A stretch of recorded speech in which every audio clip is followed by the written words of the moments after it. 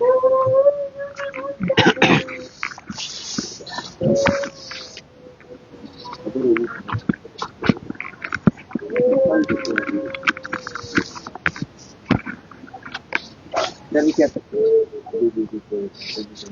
हाँ चल चल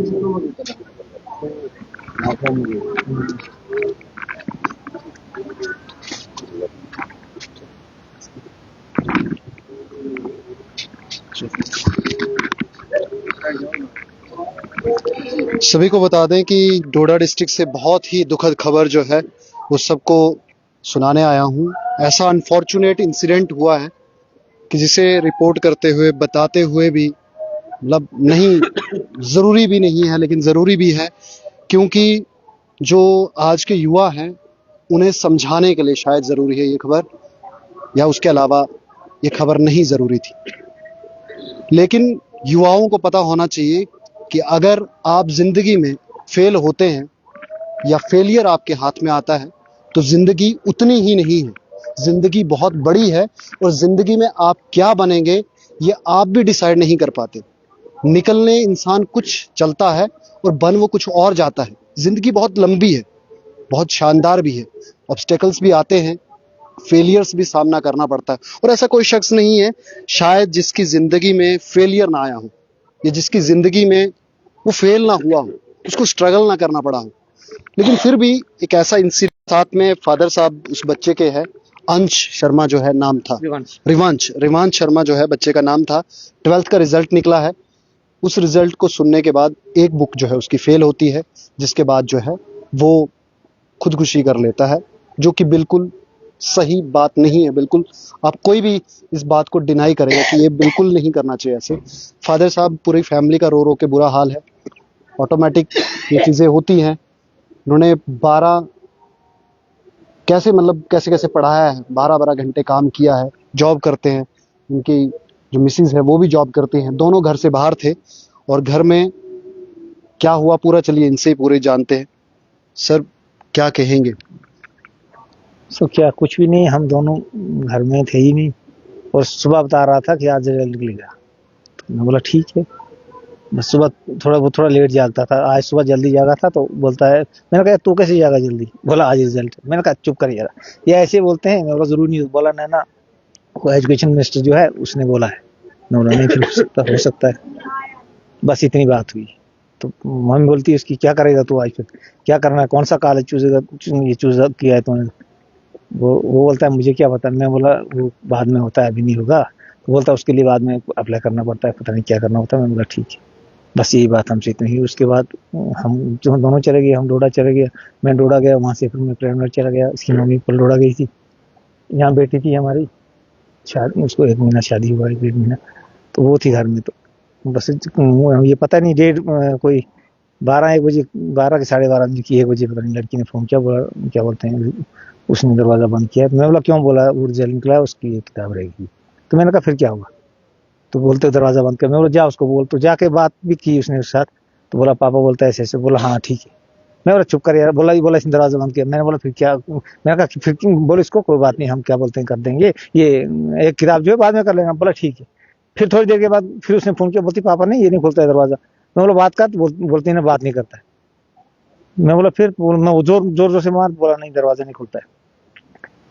फिर मैंने कहा, फिर मेरा दिमाग ही लगा। मैं बोला तू दरवाजा तोड़ वहां से। वो रोने लगी, वो पहले ही घबराती है। वो लगी रोने, तो बोलती क्या करूं, मुझे समझ नहीं आती। वो लगी रोने। मैंने कहा शायद देख पत्ते वत्ते काटने का वो मक्का होगा, तो उससे उस साइड दरवाजा प्लाई का था। मैं बोला उसको तोड़।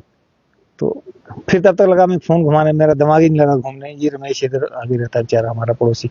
अगर उसको बोला होता तो कभी भी नहीं होना था ऐसा। मगर मेरे दिमाग में वो बात आई ही नहीं। उसको उसका नंबर भी था, सारा कुछ था। मैंने उसको बुलाया, मगर बाद में जब फिर मैंने कमरजीन जी को फोन किया तो वो बिजी लगे आने। फिर दोबारा किया बिजी। मेरे ख्याल में तीसरी बार किया तो फिर उन्होंने उठाया। तो जब उन्होंने उठाया तो मैंने कहा ऐसे ऐसे भेजो बच्चों को। तो उन्होंने बच्चे भेजे। जब तक बच्चे भेजे तब तक फिर तब तक इस लड़की ने भी दरवाजा तोड़ा था। लड़की ने दरवाजा तोड़, किसने फोन किया बोलती है उसने फांसी लगाई। मैं बोला तू तो, मैं बोला लगा कुर्सी शुर्सी लगा नीचे। वो रो रही थी तो जबरदस्ती मैं उधर से लड़ूं, वो इधर से रोए। फिर जबरदस्ती उसने कहीं कुर्सी लगाई। फिर वो मैंने कहा काट रस्सी कर। तो उसने वो रस्सी शसी काटी, तो तब तक ये लड़के भी आ गए थे बेचारे। फिर उसके बाद फिर लड़कों ने उठाया भी, कहीं लिया उधर नीचे तक पहुंचाया, वो पहले उसकी मौत हो गई थी। स्वभाव कैसा था बच्चे का? क्योंकि जो हमने सुनने में आया बड़ा शांत था, बड़ा शांत, मिलना जुलना बहुत ना ना बहुत कम था, बहुत कम। उसका कोई एक दो दोस्त थे, कोई उनके पास कभी जाता था, नहीं तो नहीं। वो ना किसी शादी ब्याह में कहीं, ना, बहुत कम, बहुत कम। पढ़ाई में ज्यादा पढ़ाई भी नहीं उतनी देखता था, मोबाइल देखता था। मोबाइल का बड़ा चस्का था उसको, बस। बाकी पढ़ाई भी उतना ये भी नहीं था कि मतलब नालायक नहीं था। अब नालायक नहीं था। घर में ऐसे बाकी जो आपके बच्चे हैं वो पढ़ाई में सब ठीक वो ठीक है, बाकी तकरीबन ठीक है, नॉर्मल जैसे हैं। और वो जो छोटे बच्चे, उससे छोटे जुड़वा हैं दो, वो जब आते थे फिर तब उनके साथ घुल मिल जाता। ऐसे नहीं, बस ऐसे बस कमरे में बस मस्त रहता था, बस मोबाइल में लगा दे, बस। ज्यादा अकेला रहना पसंद करता था। मगर इतना बड़ा कदम उठाई, ये तो मैंने जिंदगी में नहीं सोचा था। मैं तो ये सोचता था उसको कि ये क्या करेगा। मैं अपनी जगह सोचता था, मैं बोला ये इतना घर में अंदर अंदर ही रहता है, तो इसने क्या बाहर इधर नीचे जाता था। ये हमारे पड़ोसी, किसी से कोई बात नहीं, कोई लेनी नहीं, तो दुआ सलाम हेलो हाय होता, वो भी नहीं। ना बस चुपचाप करके जाना डोडा, बस डोडा से घर आता, बस और कुछ नहीं। चलिए देखिए घर का क्या हाल है, वो तो तस्वीरें हम ज्यादा आपको दिखा भी नहीं पाएंगे, लेकिन एक चीज जरूर है कि चाहे जितना भी बड़ा सक्सेसफुल इंसान है वो भी फेलियर से गुजरता है होके। और ऐसा दिन आप कभी मत दिखाना अपनी फैमिली। कुछ भी हो जाए जिंदगी में, आप कुछ भी बन सकते हैं। मेहनत भी नहीं करेंगे तब भी कुछ ना कुछ बन जाएंगे, क्योंकि बहुत सारे ऐसे भी लोग हैं जो मेहनत नहीं करते तब भी जो किस्मत में उनके है, जो उनको मिलना है वो मिलना है। वो कुछ भी हो सकता है। कोई भी यहाँ पे जो जानवर होते हैं, कीड़े मकोड़े होते हैं, वो भी जी लेते हैं यहाँ पर, क्योंकि उनके लिए भी सिस्टम बनाया हुआ है। तो आपके लिए भी कुछ बनाया है। आपके अंदर भी कोई ना कोई कला है, आपके अंदर भी कोई ना कोई चीज है, बस उसे समझने की कोशिश करनी। क्या पढ़ाई में अच्छे नहीं, कोई बात नहीं, किसी और चीज में अच्छे होंगे, पेंटिंग में नहीं, किसी और में कोई ना कोई आपके अंदर कला होगी। कि हाँ, इतने लोग जी रहे हैं, लेकिन ये स्टेप एजुकेशन की वजह से, पढ़ाई की वजह से या फेलियर की वजह से उठाना बिल्कुल गलत बात है। और ये ही मैसेज देने के लिए मैं यहाँ पर आया हूँ। बाकी बहुत सारे इंसिडेंट्स होते हैं, हम कवर करते हैं और कुछ कवर नहीं भी करते हैं। कुछ चीज़ें ऐसी होती हैं जो नहीं भी दिखानी समाज को ज़रूरी है, लेकिन ये दिखानी ज़रूरी है ताकि युवाओं को जो है, एक फादर जो है कितना इनके अंदर शक्ति है, ये यहाँ पर बात करने के लिए आए।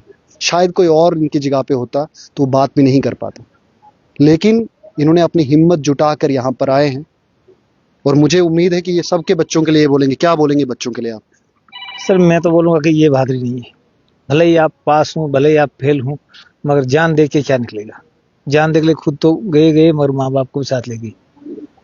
ये तो बहुत कमजोर कदम है। मैं कभी भी इसका समर्थन नहीं करूंगा किसी भी बच्चे को कि नहीं, हार गए तो फिर क्या हुआ, दोबारा तो किताब पास हो सकती थी, कुछ भी हो सकता था, कुछ भी कर सकते थे। अगर हम जिंदा रहेंगे तो सब कुछ करेंगे। जब जान ही नहीं रही तो फिर किस बात का जीना या किस बात का करना। तो हारने के बाद जीत का मजा ही कुछ और होता है। तो आप अगर हार में ही जीत खोजोगे नहीं, या दोबारा करने की हिम्मत रखोगे ही नहीं, या क्या था उस बच्चे के दिमाग में वो तो वही जानता है। क्योंकि जो उसके दिमाग में है वो सबके साथ घुलता मिलता भी नहीं था। तो उसके दिमाग की वही जानता है कि किस सर्कमस्टेंसेस में उसने ये कदम उठाया और कैसे उठाया, वो तो उसी का दिमाग जानता होगा। लेकिन वो जो दिमाग है उसे पढ़ने की कोशिश करेंगे, आप समझने की कोशिश करेंगे, तो आपको जो स्टेप है वो गलत ही लगेगा, उसे सही कभी भी नहीं ठहरा सकते। बाकी सबको ये साथ में एजुकेशन के बताना ज़रूरी है कि ये स्टेप ठीक नहीं है। चाहे वो स्टूडेंट्स है, देखिए किस तरीके से अभी जो है उनके जितने भी परिजन हैं, उनके अपने हैं, बहनें जो है पहुंच गई हैं यहाँ पर। उनकी 3 बहनें हैं, जो बच्चा था उसकी 3 सिस्टर्स हैं, और तीनों सिस्टर्स जो हैं वो यहाँ पर आ चुके हैं। परिजन आने हैं अभी, तो कल जो है अंतिम संस्कार होगा। जो उनके अपने हैं वो यहाँ पर आ रहे हैं।